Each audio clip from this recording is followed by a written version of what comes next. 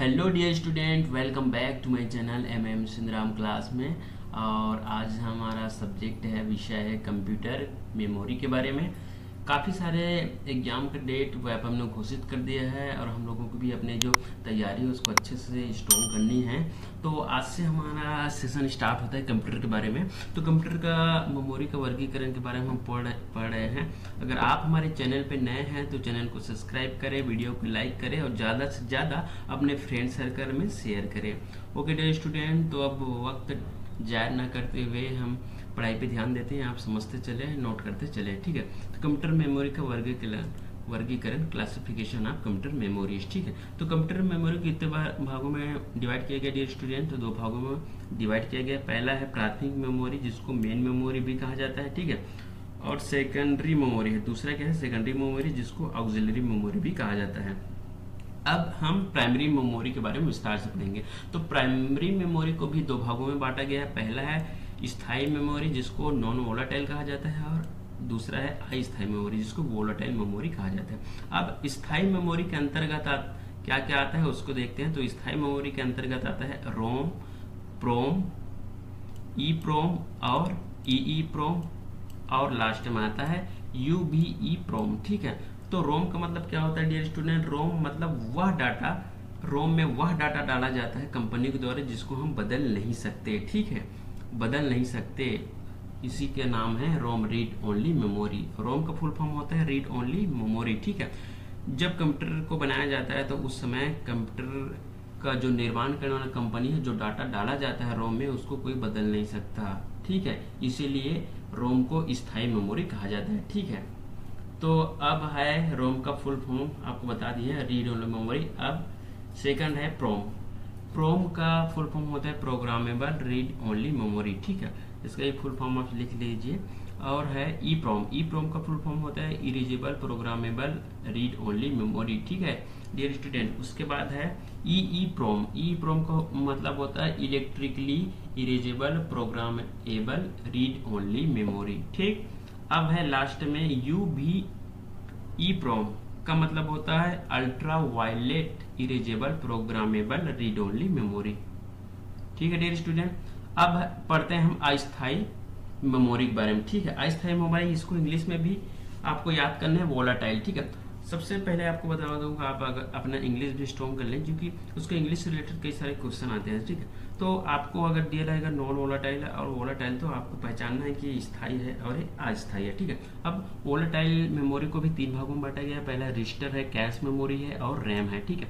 Random access memory RAM का full form होता है, और रैम को अस्थायी मेमोरी इसलिए कहा जाता है क्योंकि जब भी हम कोई डाटा बनाते हैं, कोई अगर एग्जाम्पल के लिए, तो एमएस ऑफिस में अगर कोई चीज़ हम टाइप कर रहे हैं, ठीक है, कोई डाटा बना रहे हैं, अगर लाइट चली गई तो जो डाटा है वो क्या हो जाता है, फिर से अगर कंप्यूटर स्टार्ट करें तो वो क्या होता है, मिट जाता है, ठीक है। मतलब रैंडम एक्सेस मेमोरी का ये है कि आपका कोई भी डाटा फिक्स नहीं रहता, उसको डिलीट हो जाता है, ठीक है। डिलीट किया जा सकता है या अपने से वो डिलीट हो जाता है कई बार, ठीक है। अगर लाइट चलेगी, अगर आपने सेव नहीं किया है तो वो डाटा डिलीट हो जाएगा। अगर आप चाहें तो आपका बनाया हुआ डाटा को भी यहाँ से रैम से आप डिलीट कर सकते हैं, ये ऑप्शन रहता है रैम में, ठीक है। और जस्ट इसका उल्टा रोम में है, जिसके बारे में हम बताया है कि वहाँ का डाटा कभी भी डिलीट नहीं कर सकते आप, ठीक है। यही डिफरेंस है रैम और रोम में, ठीक।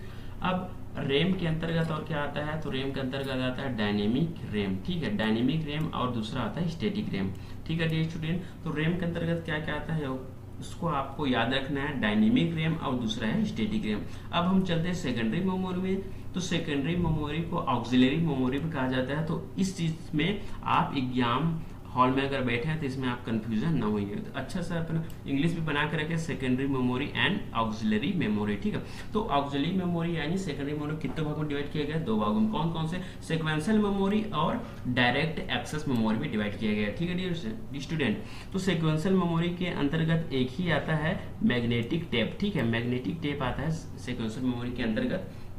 अब पढ़ते हैं हम लोग डायरेक्ट एक्सेस मेमोरी। तो डायरेक्ट एक्सेस मेमोरी का तीन भागों में डिवाइड किया गया। पहला चुंबकीय डिस्क, ठीक है, मैग्नेटिक डिस्क और ऑप्टिकल डिस्क में, और उसके बाद है इलेक्ट्रॉनिक स्टोरेज डिवाइस, ठीक। तो अब मैग्नेटिक डिस्क के अंतर्गत क्या क्या आते हैं उसको पढ़ते हैं। पहले मैग्नेटिक डिस्क के अंतर्गत आता है फ्लॉपी डिस्क। फ्लॉपी डिस्क की कैपेसिटी दी है 1.44 MB, ठीक है डियर स्टूडेंट। उसके बाद है हार्ड डिस्क। हार्ड डिस्क तो आप जानते होंगे कि सीपीयू के अंदर लगा रहता है, डिस्क लगा रहता है, ठीक है। डिस्क को सर्कल भी बोल सकते हैं, तो वो डिस्क लगा रहता है। अब आता है जीप डिस्क। जीप डिस्क में दिया गया है 250 MB, ठीक है, 250 MB जीप डिस्क कैपेसिटी रहता है।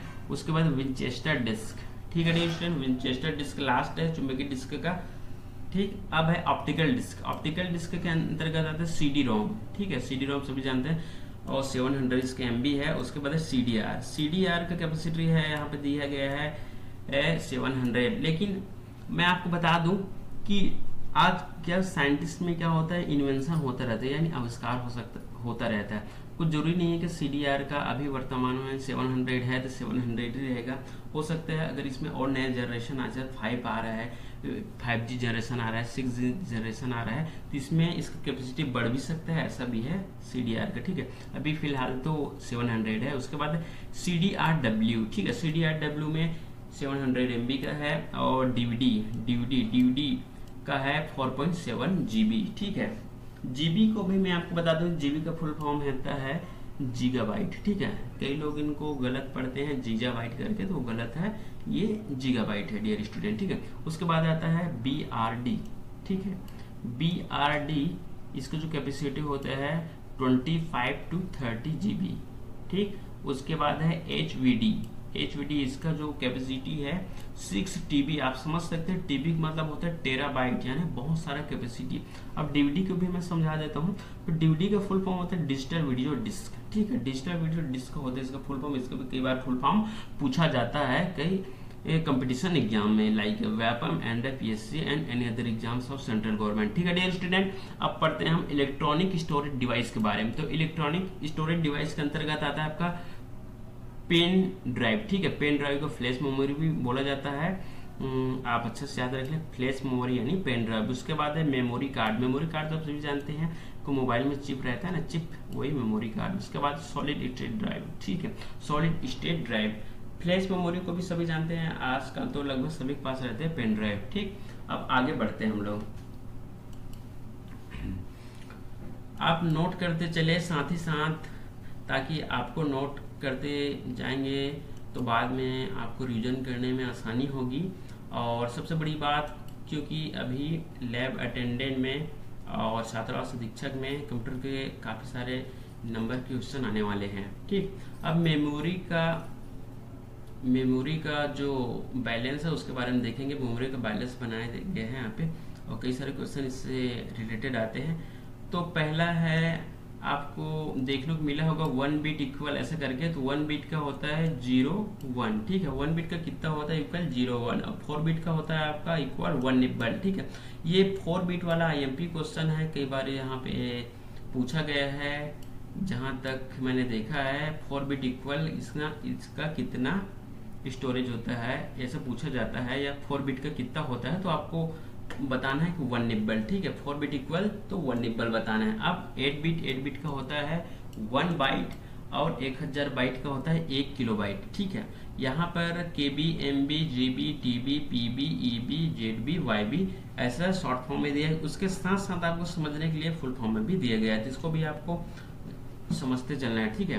तो 8 बिट का होता है 1 बाइट, और 1000 बाइट का होता है 1 किलोबाइट, ठीक है डियर स्टूडेंट। अब है 1024 KB का 1 मेगाबाइट होता है, ठीक है। 1024 का कितना होता है 1 मेगाबाइट KB का, ठीक है डियर स्टूडेंट। अब है अगर 1024 KB का 1 मेगाबाइट होता है, तो 1024 मेगाबाइट का होता है 1 गीगाबाइट, ठीक है। अब 1024 गीगाबाइट का होगा आपका 1 टेराबाइट, ठीक है। अब 1024 टेराबाइट का होगा आपका 1 पेंटाबाइट। अब इस 1024 पेंटाबाइट का होगा आपका 1 एक्साबाइट। अब 1024 एक्साबाइट का होगा आपका 1 जेटाबाइट, और 1024 जेटाबाइट का होगा आपका 1 एटाबाइट, ठीक है, 8 बाइट है। तो इस प्रकार से आपको मेमोरी को अच्छे से याद कर लेना है, समझ के पढ़ना है। और यहाँ पर दिया गया है समझाने के लिए डायग्राम दिया गया है, देखो 1 बीट, ठीक है। 1 बीट और 4 बीट का होता है 1 निब्बल, ठीक है। यहाँ पे आप देख भी सकते हैं, यहाँ पे 4 बीट का क्या है 1 निब्बल होता है, और 8 बीट, ठीक है डियर स्टूडेंट, 8 बीट का कुत्ता होता है, 8 बीट का होता है 1 बाइट, ठीक है। तो इस प्रकार से आपको डायग्राम भी दिया गया है, तो आपको समझते चलना है। 1 बीट का 1 बीट, और फिर तो 4 बीट का होता है 1 निब्बल, और फिर तो होता है आपका 8 बीट का 1 बाइट। इस प्रकार से आपको समझते चलना है। आगे बढ़ते हैं, बीट और बाइट के बीच अंतर, ठीक है, some difference between bit and byte. तो इसका पैरामीटर पहले फिक्स कर लेते हैं। आप पैरामीटर में दोनों का बीट और बाइट का परिभाषा देखते हैं, डेफिनेशन देखते हैं। तो बीट का डेफिनेशन है कंप्यूटिंग और डिजिटल संचार में बीट सूचना की सबसे बुनियादी इकाई है, ठीक है, जिसे 0 और 1 के रूप में दर्शाया जाता है। The best and important question dear student that कि कंप्यूटर कभी भी आपका इंग्लिश नहीं समझता, हिंदी नहीं समझता, संस्कृत नहीं समझता, कोई भी लैंग्वेज समझता है सिर्फ और सिर्फ 0 और 1 बाइनरी कोड ही समझता है कंप्यूटर। क्योंकि आप सबको पता होगा कि कंप्यूटर मशीनी लैंग्वेज समझता है, और हमारा जो नॉर्मल कम्युनिकेशन की लैंग्वेज कभी नहीं समझता। कंप्यूटर सिर्फ कोड लैंग्वेज समझता है, मशीनी भाषा, जिसको 0 और 1 से ही दर्शाया जाता है, ठीक है। अब हर बाइट का उसका डेफिनेशन, एक बाइट में 8 बिट होते हैं, क्योंकि इससे पहले हम लोग पढ़ चुके हैं कि एक बाइट में 8 बिट होते हैं, ठीक है डियर स्टूडेंट। अब है प्रतीक चिन्ह, ठीक है, पैरामीटर पहला देखते हैं प्रतीक चिन्ह। तो बीट का प्रतीक चिन्ह होता है 20 से दर्शाया जाता है इसको, ठीक है, और 20 से दर्शाया जाता है, और बाइट को भी दर्शाया जाता है 20 से, लेकिन सब डिफरेंस है। बीट को स्मॉल b से दर्शाया जाता है और बाइट को कैपिटल B से दर्शाया जाता है। यह डिफरेंस आपको माइनॉरिटी में आपको मेमोराइज करना पड़ेगा। ओके डियर स्टूडेंट, फिर हमारा थर्ड पॉइंट आता है पैरामीटर में आकार यानी साइज। डेटा की सबसे छोटी इकाई में केवल एक बाइनरी मान होता है, या तो वो 0 हो सकता है, अदरवाइज वो 1 हो सकता है, ठीक है। डेटा की सबसे छोटी इकाई, ठीक है। उसके बाद है बाइट, एक बीट से बड़ा 8 बीट से युक्त और 256 विभिन्न मानों का प्रतिनिधित्व कर सकता है, ठीक है। 8 बीट से युक्त और 256 विभिन्न मानों का प्रतिनिधित्व कर सकता है। इसका आकार के बारे में बता रहा है बाइट का, ये भी आपको समझते चलना है। अब इसका प्रतिनिधित्व, तो बीट का क्या है प्रतिनिधित्व, केवल बाइनरी मान का प्रतिनिधित्व करता है, ठीक है। बीट क्या करता है, बाइनरी मान का प्रतिनिधित्व करता है, और बाइट क्या करता है, एनकोडिंग स्कीमा के आधार पर एक संख्या, एक अक्षर, एक प्रतीक आदि का प्रतिनिधित्व करता है, ठीक है। आपको समझ आ रहा है dear student difference. Bit binary मान का प्रतिनिधित्व करता है, जबकि बाइट क्या करता है, संख्या यानी नंबर का प्रतिनिधित्व करता है, अक्षर यानी वर्ड का प्रतिनिधित्व करता है, और एक प्रतीक यानी सिंबल का। संख्या हो सकता है आपका 1 2, अक्षर हो सकता है ABCD, और आपका सिंबल हो सकता है लाइक लोटस, कमल का फूल हो सकता है, या लायन हो सकता है, एनी अदर कोई भी प्रतीक हो सकता है, या फिर इंडियन फ्लैग हो सकता है, या किसी कंट्री के फ्लैग, ठीक है। तो इस प्रकार से आपको समझते चलना है। उसके बाद है परिवर्तन, ठीक है, चेंजेस में क्या चेंजेस है, तो बीट में चेंजेस है 8 बीट इक्वल 1 बाइट, ठीक है, 8 बीट इक्वल 1 बाइट, और बाइट का देखते हैं 1 बाइट इक्वल 8 बीट, ठीक है। क्या समझ में आ रहा है आपको, देखिए डिफरेंस, ठीक है। 8 bit equal 1 byte, then 1 byte equal 8 bit, ठीक है। अब है पैरामीटर का लास्ट है बॉक्सों का इस्तेमाल करें, ठीक है। डेटा ट्रांसफर, बीट का है, डेटा ट्रांसफर को मापने के लिए उपयोग किया जाता है इंटरनेट स्पीड, ठीक है। डेटा ट्रांसफर जैसे इंटरनेट स्पीड को मापने के लिए उपयोग किया जाता है बीट का। अगर आप मोबाइल में भी इंटरनेट चलाते हैं कंप्यूटर में, तो उसका स्पीड नापने के लिए किसका यूज किया जाता है, तो बीट की यूज किया जाता है, ओके। अब बाइट का इस्तेमाल कहाँ किया जाता है, तो डेटा भंडारण या फाइल का आकार चर्चा करते समय अक्सर इसका उपयोग किया जाता है। तो डेटा का भंडारण, जैसे कि हमने काफ़ी सारे हमारे पास डेटा है, उसका अगर हम उसको सेव करेंगे, इसका भंडारण करेंगे, तो उस टाइम इसके विषय में सब्जेक्ट में चर्चा किया जाता है, वार्तालाप किया जाता है, वो है बाइट, ठीक है। इसको भंडारण से रिलेटेड है बाइट। और आपका नेट का जो वर्किंग स्पीड है उसको मेजरमेंट मापने के लिए बीट का इस्तेमाल किया जाता है, ठीक है।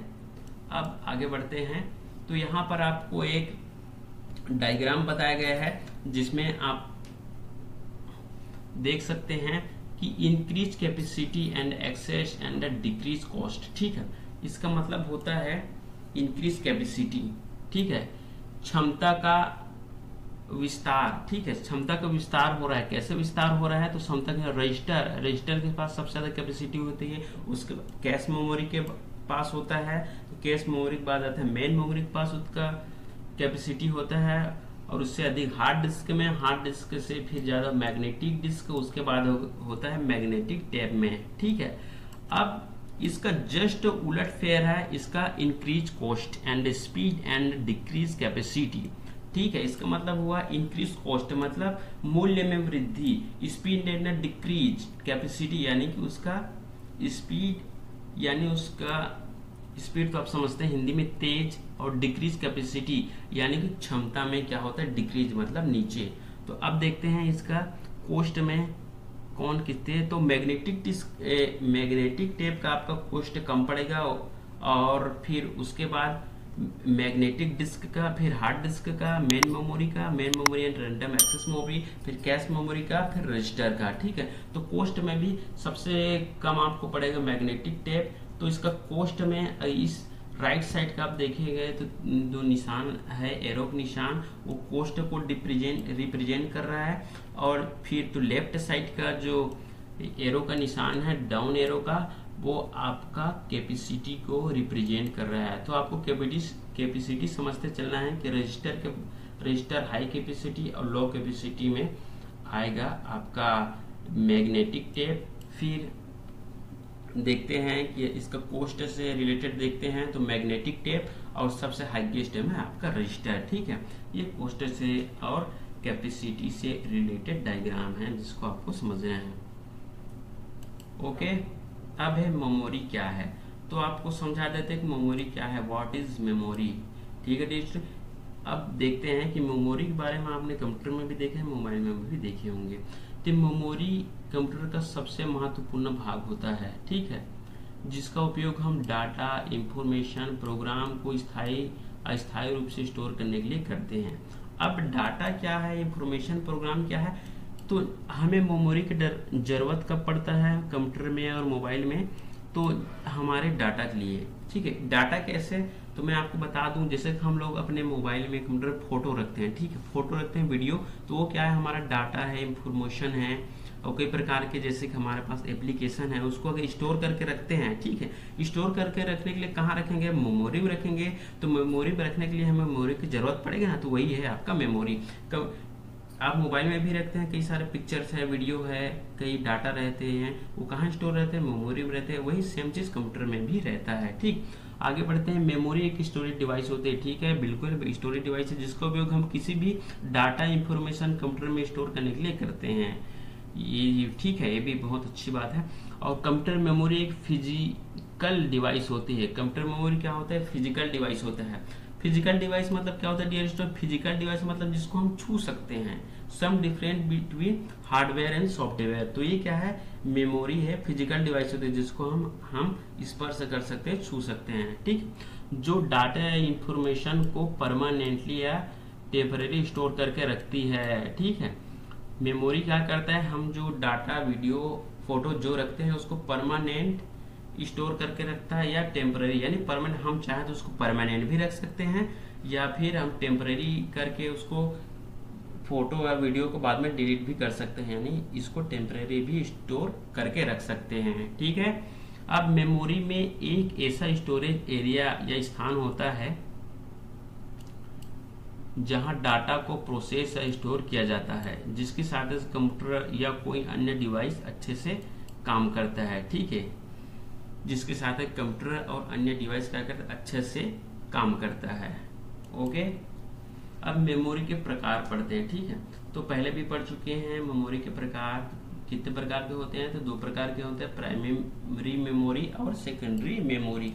तो प्राइमरी मेमोरी को हम टेम्परेरी मेमोरी कहते हैं, या मेन मेमोरी भी नाम से भी जाना जाता है। ठीक है, प्राइमरी मेमोरी वोलाटाइल मेमोरी कहते हैं इसको, इंग्लिश में मैंने पहले भी बताया है। इसमें स्टोर डाटा पावर सप्लाई बंद होने के बाद इसको इरेज हो जाता है। इरेज का मतलब क्या होता है? मिट जाना। ठीक है, इरेज मतलब होता है मिट जाना, ये इंग्लिश वर्ड है। और प्राइमरी मेमोरी कंप्यूटर में स्थायी रूप से लगी होती है। इसमें डेटा स्टोर को हम एक स्थान से दूसरे स्थान तक ले जा सकते हैं, ठीक है। इसमें क्या रहता है, डाटा जो स्टोर रहते हैं उसको एक स्थान से दूसरे स्थान क्या कर सकते हैं, नहीं ले जा सकते, ठीक है। तो क्या होता है, इसमें नहीं ले जा सकते, लेकिन जो स्थायी मेमोरी होता है उसका कंडीशन इससे विपरीत होता है, ठीक है। स्थायी मेमोरी में क्या होता है, इसका कंडीशन जस्ट विपरीत रहता है। इसमें हम डाटा को, इसमें स्टोर डाटा को हम एक स्थान से दूसरे स्थान क्या कर सकते हैं, ट्रांसफर नहीं कर सकते। अब प्राइमरी मेमोरी मुख्यतः कितने प्रकार की होती है, निम्न प्रकार की होती है। पहला है रोम, रैम, कैश, रजिस्टर, ठीक है। अब हम इसके बारे में विस्तार से पढ़ेंगे। रोम के बारे में पहला हमारा टॉपिक है रोम। तो रीड ओनली मेमोरी रोम का फुल फॉर्म होता है, ठीक है। अच्छे से याद कर लेना क्योंकि कई बार एग्जाम पूछा जाता है रोम और रैम के बारे में। रीड ओनली मेमोरी, रोम में स्टोर डाटा इंफॉर्मेशन को केवल हम देख सकते हैं, पढ़ सकते हैं, ठीक है डियर स्टूडेंट। रोम का क्या है कि रोम में जो भी डाटा इंफॉर्मेशन है हम उसको सिर्फ देख सकते हैं, पढ़ सकते हैं, लेकिन उसमें कुछ लिख नहीं सकते और उसमें कोई एडिट नहीं कर सकते, ठीक है। रोम का उपयोग स्थायी प्रोग्राम को स्टोर करने के लिए किया जाता है। जैसे कि रोम का उपयोग तभी किया जा सकता है जब कोई डाटा और इंफॉर्मेशन को स्थायी रूप से स्टोर किया जाता है। यह काम कंपनी वाले जब कंप्यूटर बनाते हैं तो स्थायी रूप से डाटा को रोम में स्टोर कर देते हैं, ठीक है डियर स्टूडेंट। अब रोम का कई टाइप्स होते हैं, जिस प्रकार से आप देख सकते हैं डायग्राम में। प्रोम है, ई प्रोम है, ई प्रोम है और यू भी ई प्रोम है, ठीक है। इसका फुल फॉर्म भी मैंने आगे बता दिया है। आगे देखते हैं रोम के प्रकार, ठीक है। रोम के प्रकार के बारे में विस्तार से पढ़ेंगे। प्रोम का पूरा नाम होता है प्रोग्रामेबल रीड ओनली मेमोरी होता है। इस प्रकार के रोम में डेटा में केवल एक ही बार लिखा जा सकता है, ठीक है। प्रोम को केवल एक ही बार ही प्रोग्राम किया जाता है, इसके बाद उसमें डेटा को मिटाया नहीं जा सकता, ठीक है। क्या बोल रहे हैं, प्रोम में कोई भी अगर एक बार लिख दिया जाता है कोई भी टेक्स्ट उसको मिटाया नहीं जा सकता, ठीक है। वह डेटा हमेशा के लिए उस चीज में लिख जाता है, ये चीज आपको याद रखना है। उसके बाद है ई प्रोम। ई प्रोम का मतलब होता है erasable programmable read only memory. EPROM, ठीक है, में लिखे गए डाटा क्या होता है, प्रोग्राम को यूजर द्वारा इरेज किया जा सकता है। अगर कोई प्रोग्राम यूजर द्वारा अगर लिखा जाता है तो उसको इरेज किया जा सकता है, यानी मिटाया जा सकता है, ठीक है। अब ई प्रोम में कंप्यूटर का बायोस होता है। ई प्रोम में क्या होता है, कंप्यूटर का बायोस होता है। अब मैं आपको बता देता हूँ कंप्यूटर में बायोस क्या होता है। तो बायोस का फुल फॉर्म होता है बेसिक इनपुट आउटपुट सिस्टम। ये भी बहुत इंपॉर्टेंट क्वेश्चन है, बायोस क्या होता है। तो बायोस का फुल फॉर्म क्या होता है, अधिकतर पूछा जाता है, तो आपको बोलना है बेसिक इनपुट आउटपुट सिस्टम होता है इसका फुल फॉर्म, ठीक है। जिसको कंप्यूटर के बूट अप के दौरान उपयोग किया जाता है। आपको नाम से ही पता चल गया होगा, बेसिक इनपुट मतलब उसको डाटा को इनपुट करना, आउटपुट सिस्टम यानी उसको आउटपुट करना सिस्टम में, ठीक है। इनपुट भी और आउटपुट भी। उसके बाद है डियर स्टूडेंट ई प्रोम, ठीक है, electrically erasable programmable read only memory. ये लॉन्ग नेम है इसका फुल फॉर्म में। अब देखते हैं इसका काम क्या है। यह मेमोरी ई प्रोम के समान ही होता है, ठीक है। पहले जो पढ़े ई प्रोम उसके समान ही होता है, लेकिन इसमें डाटा को इरेज करने के लिए इलेक्ट्रिक सिग्नल का उपयोग किया जाता है, सिग्नल्स का उपयोग किया जाता है, ठीक है। इलेक्ट्रिक सिग्नल का उपयोग किया जाता है। इस प्रकार से आपको डिफरेंस समझते जाना है ई प्रोम में और ई प्रोम में। अब लास्ट है हमारा यू भी ई प्रोम, ठीक है, ultraviolet erasable programmable read only memory, ठीक है, इसका फुल फॉर्म है। अब देखते हैं यह मेमोरी रोम का ही एक प्रकार है, ठीक है। इस मेमोरी से डाटा को इरेज करने के लिए अल्ट्रा वायलेट रेज का उपयोग किया जाता है, ठीक। अब यहाँ पे अगर सामने में यू भी दिया है, इसका मतलब होता है अल्ट्रा वायलेट। और जब यहाँ का अगर डाटा को आपको इरेज करना है, ठीक है, तो किसका उपयोग करना पड़ेगा, अल्ट्रा वायलेट रेज का उपयोग करना पड़ेगा। ओके स्टूडेंट, अगर आपको कुछ चीज नहीं समझ आता तो आप नीचे दिए गए टेक्स्ट बॉक्स में आप कमेंट कर सकते हैं। ओके, रैम के बारे में पढ़ेंगे। तो रैम का पूरा नाम होता है रैंडम एक्सेस मेमोरी। ये भी इम्पोर्टेंट क्वेश्चन है। रैम एक वोलेटाइल मेमोरी होती है, ठीक है। रैम का उपयोग प्रोग्राम या ऑपरेटिंग सिस्टम को रन कराने के लिए किया जाता है। रैम एक प्रकार की मेमोरी होता है जो कंप्यूटर में चल रहे प्रोग्राम या सॉफ्टवेयर को अस्थायी तौर पर स्टोर करती है, ठीक है। इसका जस्ट उल्टा हमने पढ़ा है रोम में, जिसमें स्थायी डाटा को और प्रोग्राम को स्टोर किया जाता है, जबकि रैम में अस्थायी डाटा और प्रोग्राम को स्टोर किया जाता है। जैसे कोई वीडियो हो गया, फोटो हो गया, जिसको हम जब भी स्टोर कर सकते हैं, जब चाहे स्टोर कर सकते हैं और जब चाहे उसको डिलीट कर सकते हैं, ठीक है। और लाइन बंद हो जाने का, अगर बिजली बंद हो गई, अगर आप कंप्यूटर ऑपरेट कर रहे हैं उस समय अगर रैम में अगर डाटा है तो वो भी क्या हो जाएगा, वो डिलीट हो जाएगा, यानी मिट जाएगा, इरोज हो जाएगा, ठीक है। रैम के प्रकार पढ़ते हैं। रैम के प्रकार में आता है, पहला है एस रैम, ठीक है, जिसको स्टैटिक रैंडम एक्सेस मेमोरी कहा जाता है। इसका कार्य क्या होता है, इस मेमोरी में, ठीक है, इस मेमोरी में स्टोर डाटा प्रोग्राम तब तक संग्रहित रहते हैं जब तक कंप्यूटर को निरंतर पावर सप्लाई मिलती रहती है या प्रोसेसिंग में उपयोग हो रही फाइल या प्रोग्राम को बंद कर दिया गया हो। इसकी रिफ्रेश रेट कम होती है, इसलिए इस मेमोरी में स्टोर हुआ डाटा प्रोग्राम अधिक समय तक स्थायी रूप से स्टोर रहता है, ठीक है, स्टोर रहता है। इस रैम का यही है कि इसमें निरंतर पावर सप्लाई होते रहना चाहिए, ठीक है डियर स्टूडेंट। अब है डी रैम, मतलब डायनेमिक रैंडम एक्सेस मेमोरी। इसका कार्य क्या होता है, इसको देखते हैं। डी रैम को बार बार रिफ्रेश होने की आवश्यकता होती है, जैसे कि हम कंप्यूटर स्टार्ट करने में करते हैं बार बार रिफ्रेश, तो इस प्रकार इसको बार बार रिफ्रेश करने की आवश्यकता होती है, जिसके कारण इसमें स्टोर डाटा बहुत कम समय के लिए ही स्टोर होता है। डी रैम में डाटा बहुत कम समय के लिए स्टोर रहती है, ठीक है, कम समय स्टोर रहती है। अगर टाइम अगर ज्यादा हो गया तो क्या हो जाएगा, इरेज हो जाएगा, ओके। अब देखते हैं कैश मेमोरी। कैश मेमोरी में देखते हैं कि कैश मेमोरी एक अस्थायी मेमोरी है। डियर स्टूडेंट, कैश मेमोरी क्या बोला था, वोलेटाइल मेमोरी कहते हैं। कंप्यूटर के माइक्रो प्रोसेसर द्वारा, ठीक है, माइक्रो प्रोसेसर समझ रहे हो आप, कंप्यूटर के माइक्रो प्रोसेसर द्वारा बार बार उपयोग में आया डाटा कैश मेमोरी में स्टोर होता है, ठीक है, स्टोर रहता है कैश मेमोरी में। किसके द्वारा, माइक्रो प्रोसेसर के द्वारा बार बार उपयोग में आया डाटा। अब है कैश मेमोरी कंप्यूटर की सबसे पास स्थित मेमोरी है, ओके। क्या है, सबसे पास स्थित मेमोरी, इसलिए माइक्रो प्रोसेसर तक डाटा पहुंचाने में कम समय लगता है। क्योंकि कैश मेमोरी और माइक्रो प्रोसेसर का जो दूरी है कम है, तो डाटा पहुंचाने में क्या होता है, कम समय लगता है, अतः यह तीव्र मेमोरी है।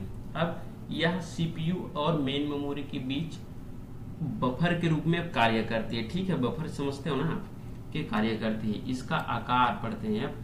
कैश मेमोरी का आकार होता है 256 KB होता है, किलोबाइट से 4 MB तक होता है, यानी 4 मेगाबाइट तक होता है, ठीक है।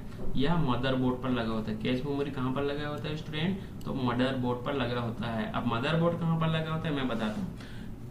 सीपीयू के अंदर अगर खोले तो मदरबोर्ड लगा होता है, एक बहुत बड़ा एक बोर्ड लगा होता है जिसको मदरबोर्ड कहते हैं। उसी के ऊपर रोम है, माइक्रो प्रोसेसर है, आपका रैम है, सभी चीज, आईसी है, रजिस्टर है, सभी चीज मदरबोर्ड के अंदर ही लगा होता है। और मदरबोर्ड एक बोर्ड होता है जिसमें काफी सारे सर्किट बोर्ड भी उसमें प्रिंटेड रहते हैं, ठीक है, इसको मदरबोर्ड कहते हैं।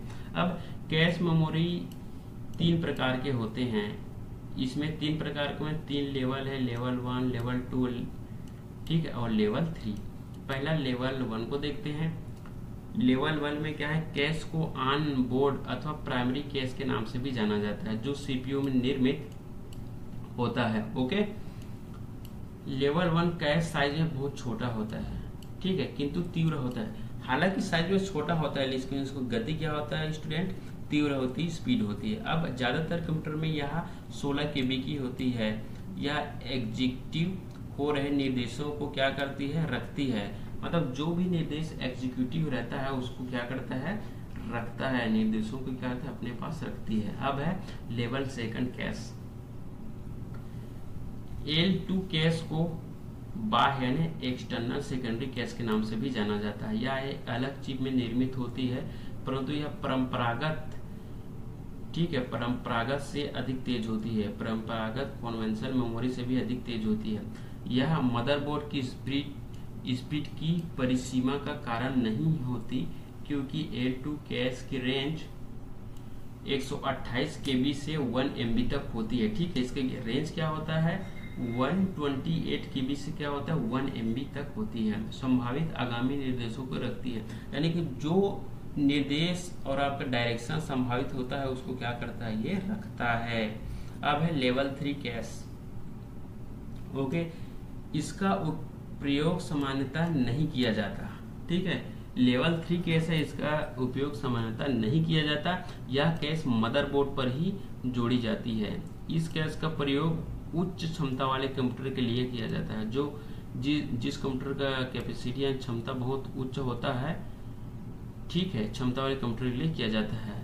यह सभी संभव निर्देशों को रखती है और सभी कंप्यूटरों के लिए L3 कैश आवश्यक नहीं है। मतलब सभी कंप्यूटर के लिए L3 कैश होता है, आवश्यक नहीं होता है। और आप देख सकते हैं डायग्राम दिया गया है यहाँ का कैश मेमोरी का।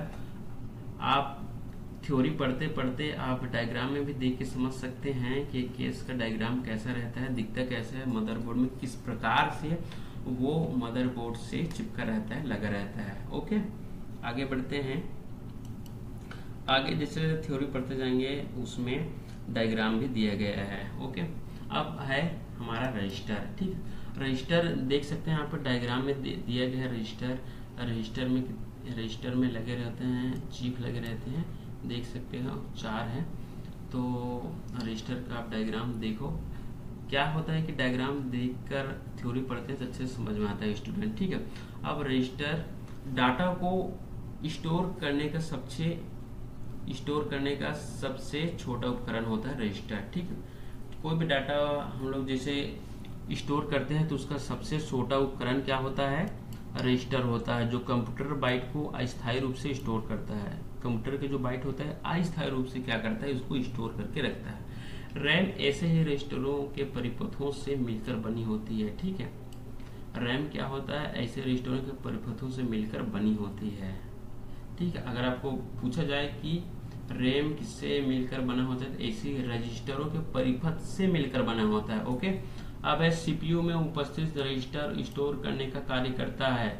सीपीयू में जो रजिस्टर होता है इंटरमीडिएट रिजल्ट क्या करता है, स्टोर करने का काम करता है। ओके, अब है रजिस्टर कंप्यूटर की सबसे छोटी मेमोरी है। ओके, याद रखना है, अगर कंप्यूटर की सबसे छोटी मेमोरी आप पूछा जाए तो इम्पोर्टेंट है कि रजिस्टर है सबसे छोटी मेमोरी। और रजिस्टर सीपीयू में उपस्थित होती है। ठीक है, किसमें उपस्थित होती है, रजिस्टर सीपीयू में, और सीपीयू में कहाँ रहता है, मदरबोर्ड में। ओके, अतः इसकी गति तीव्र होती है, इसकी गति तीव्र रहता है, इसकी स्पीड अच्छा रहता है। अब है माइक्रो प्रोसेसर में एक्यूमुलेटर रजिस्टर होता है। ठीक है, एक्यूमुलेटर रजिस्टर कहाँ होता है, माइक्रो प्रोसेसर में होती है, जिसमें सभी गणनाएं की जाती है, जिसमें क्या सभी प्रकार की गणनाएं की जाती है। अब इसकी भंडारण क्षमता लगभग 200 बाइट होती है। ओके, कितना होता है, 200 बाइट इसका भंडारण क्षमता होता है। अब रजिस्टर का प्रकार पढ़ेंगे। ओके, रजिस्टर के प्रकार देखते हैं डियर स्टूडेंट। तो रजिस्टर का सिंबल यहाँ पे दिया गया है, रजिस्टर का बिट्स दिए गए हैं, रजिस्टर दिया गया है और रजिस्टर का फंक्शंस दिया गया है। ओके, तो आप डायग्राम में देख के भी समझ सकते हैं, एक बार आपको बता देते हैं इसको। रजिस्टर का पहला सिंबल है DR। तो DR का बाइट कितना बाइट का होता है, DR 16 बीट का होता है। ठीक है, 16 बीट का होता है DR। और रजिस्टर कौन सा है, डाटा रजिस्टर है। और रजिस्टर फंक्शन कौन सा है, तो होल्ड ऑपरेंड है। ठीक है, होल्ड ऑपरेंड है इसका, रजिस्टर का फंक्शन है। दूसरा है मार, MAR। ठीक है, सिंबल क्या है, मार है, इसका बीट कितना है, 12 बीट का है। और रजिस्टर कौन सा है, मेमोरी एड्रेस रजिस्टर। ओके, इसका फंक्शन कौन सा है, होल्ड एड्रेस फॉर मेमोरी है इसका फंक्शन। ओके, अब है AC। सिंबल क्या है, AC बीट है 16 का 16 का, और रजिस्टर एक्यूमुलेटर, और फिर इसका फंक्शन क्या है, processor register. Okay, IR symbol है इसका IR, इसका बीट है 16 और रजिस्टर इंस्ट्रक्शन रजिस्टर। ओके, और इसका फंक्शन क्या है, होल्ड इंस्ट्रक्शन कोड। अब है सिंबल पीसी। ओके, इसका बीट है 12, रजिस्टर का नाम है प्रोग्राम काउंटर और फंक्शन इसका दिए गए student hold address of instruction. Okay, symbol है अगला टीआर, बीट है इसका 16, इसका रजिस्टर दिया गया है टेम्पररी रजिस्टर। ओके, अब इसका फंक्शन इसका क्या होगा, hold temporary of instruction. Okay, अब है हमारा सिंबल, अगला सिंबल है INPR। ठीक है, INPR इसका बीट क्या होगा, इसका बीट है 8 बीट का होता है INPR, और रजिस्टर होता है इसका इनपुट रजिस्टर, और फंक्शन होगा इसका hold input character. Okay student, अब इसके बाद है आउटर, OUTR सिंबल है आउटर, इसका बीट होगा 8 बीट का, रजिस्टर है आउटपुट रजिस्टर, और फंक्शन होगा इसका hold output character. Okay day student, तो आज का जो कंप्यूटर का जो हमने विषय लिया था, मेमोरी जो सब्जेक्ट था हमारा कंप्यूटर में, इसके बारे में अच्छे से हमने विस्तार से आपको पढ़ाए हैं। उम्मीद है, आई होप दैट आप सबको अच्छे से समझ में आया होगा। उसके बाद भी अगर आपको किसी प्रकार का डाउट होता है तो आप नीचे दिए गए कमेंट बॉक्स में कमेंट कर सकते हैं, ताकि हम आपके उस डाउट को क्लियर कर सकते हैं। एक बार फिर से मैं कहूँगा कि अगर आप इस चैनल पे नए हैं तो चैनल को सब्सक्राइब करें, वीडियो को लाइक करें, ज़्यादा से ज़्यादा शेयर करें dear student. Thank you very much.